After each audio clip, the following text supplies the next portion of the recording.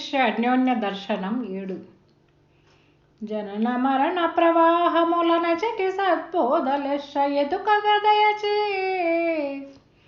వినిపింపు మిప్పుడు మ్రొక్కెద తను మన ధనములను మీకు ధారబోసెదను వ్యాసటాలన్నీ ధీరజేయిగను తనయుండు క్షుద్బాదాయని అడుగాకున్నాను తనయుండు క్షుద్బాదాయని అడుగాకున్నాను జననీ రమ్మని పిలచి తిను మనదే బలి మీగా కనికరంబు వహింపుడికనే వెనకయున్నను కొట్టి తిట్టుచు నను పవిత్రుని జేయుడి కాను జనము మీ కర్పించే తనువు దారబోసెదను వ్యాసటాలన్నీ ధీరజేయిగను.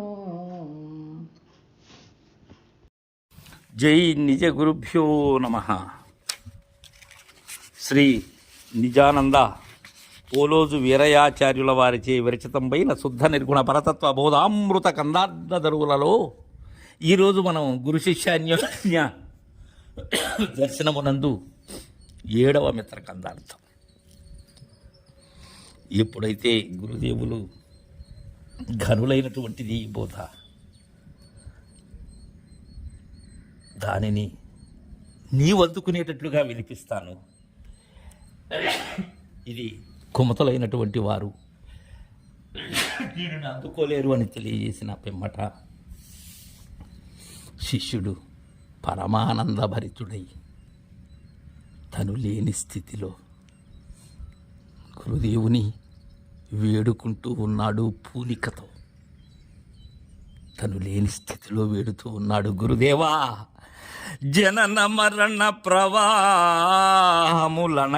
సద్బోధ లెస్స ఎతుకగా దయచే వినిపింపు మిపుడు మృఖ్యదా వినుపింపు మిపుడు మృఖ్యదా తను మన ధనములను మీకు ధారబోసెదను వ్యాసటలన్నీ ధీరజేయగను. గురుదేవా, మీరు ఏదైతే అనుజ్ఞ ఇచ్చారో, ఆనతి ఇచ్చారో, ఆ తనుమన ధనములను ఇప్పుడే క్షీరధారలతో నేను ఇప్పటి వరకు ఏదైతే నమ్ముకొని ఉన్నానో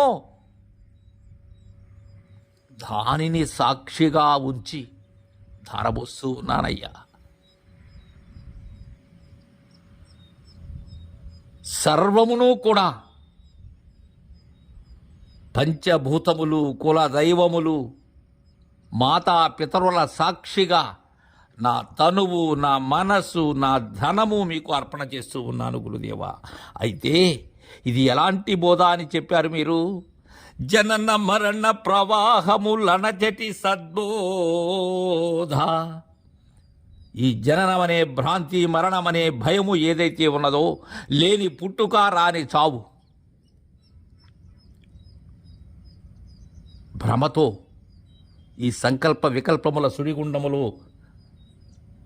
దరి కానక ఆ ఘోర సంసారంలో నేను ఈదుతూ ఉన్నానో అది దరి చేర్చేటువంటి బోధ ఇది. అలా జనన మరణ ప్రవాహములు అణచేటువంటిది ఈ బోధ. అయితే ఇక్కడ ఇంకొక విషయం, మహనీయులటువంటి వారు ఇది జనన మరణ ప్రవాహాన్ని అణస్తుంది, ఈ బోధ తెలుసుకోండి అని చెప్తూ ఉంటారు శిష్యులతో, సుజనులైనటువంటి వారితో. అప్పుడు ఏమనుకుంటామంటే ఇది స్వీయ అనుభవంతో చెప్తున్నాను. మన గురువుగారు దేహదారిగా ఉన్నారు కదా, తర్వాత తెలుసుకోవచ్చు గురువుగారి దగ్గర. అప్పుడు ఏంటి తొందర, ఆయన ఎక్కడికి పోతాడు? ఈ బోధ తెలుసుకోండి అని గురువుగారు ఎంతో అనునయంగా చెప్తూ ఉంటారు. మనకప్పుడు గురువుగారు మామూలుగా కనిపిస్తూ ఉంటారు, వినొచ్చులే, మన పనులు చాలా ఉన్నాయి, వాటినండి చక్కబెట్టుకుని. చాలా పొరపాటు. ఆ శరీరులైనటువంటి సద్గురుదేవులు మన పుణ్యోదయంతో మనకు లభించినప్పుడు మన సమయాన్ని వృధా చేయకూడదు. ఆయన ఉనికి ఏదైతే ఉన్నదో దానిని తెలుసుకోగలగాలి, అహం రహితులు కాగలగాలి.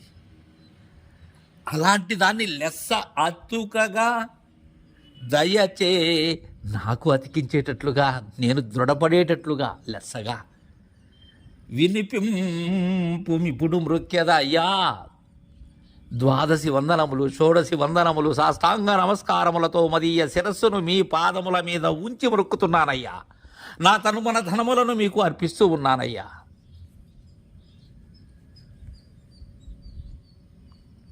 తనుమన ధనములను మీకు ధారబోసెదను.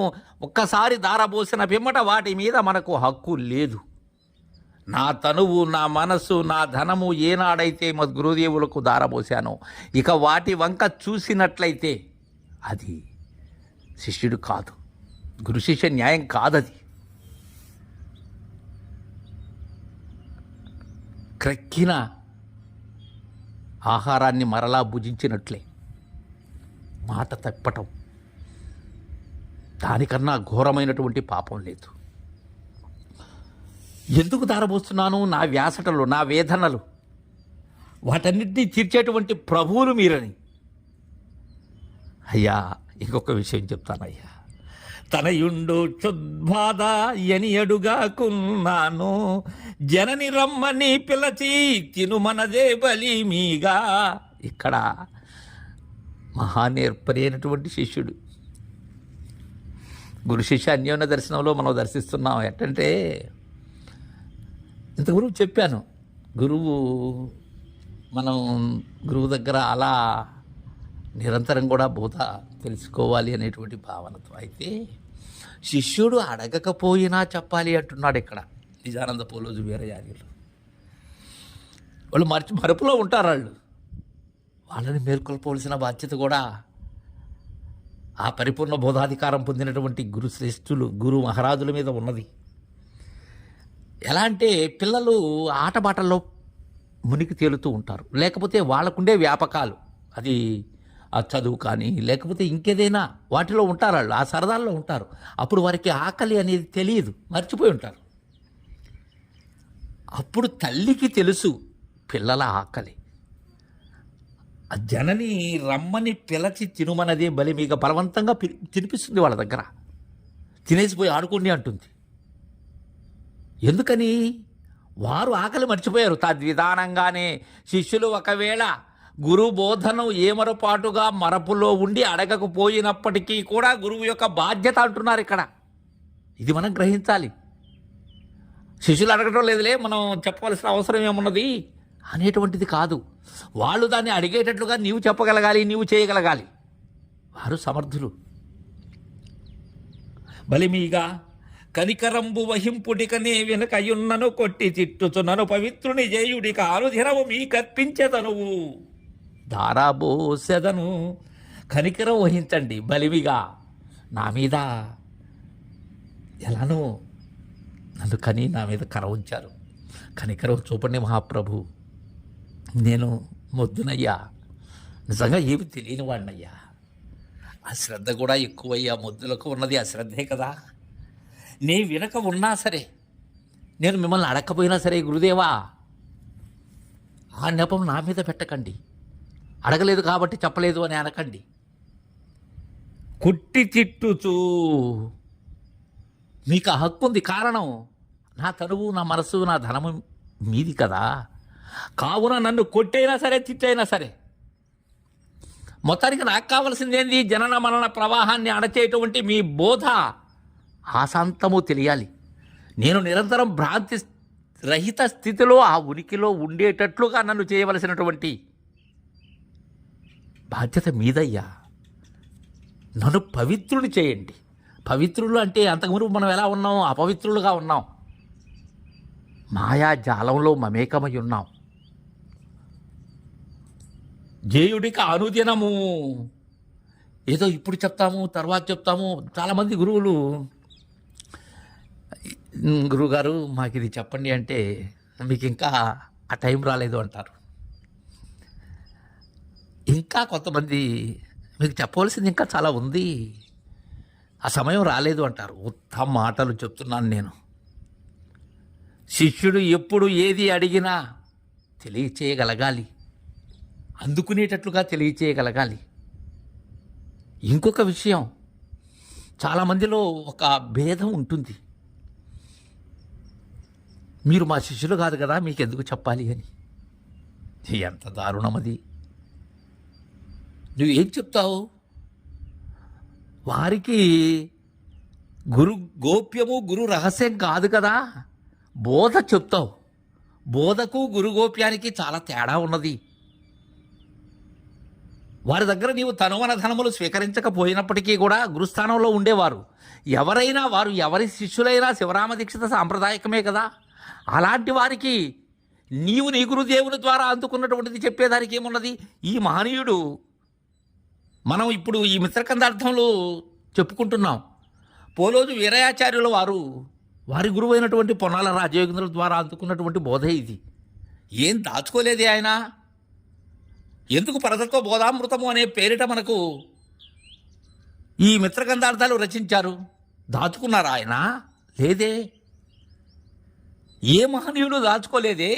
పరశురామ సీతారాముల స్వాముల వారి దగ్గర అందినటువంటి బోధను కృష్ణప్రభువులు దాచుకున్నారా? దాచుకోలేదు కదా. నేను నా శిష్యులుగా మాత్రమే చెప్తాను, ఇది చాలా రహస్యమైనటువంటిదే పరిపూర్ణ బోధ.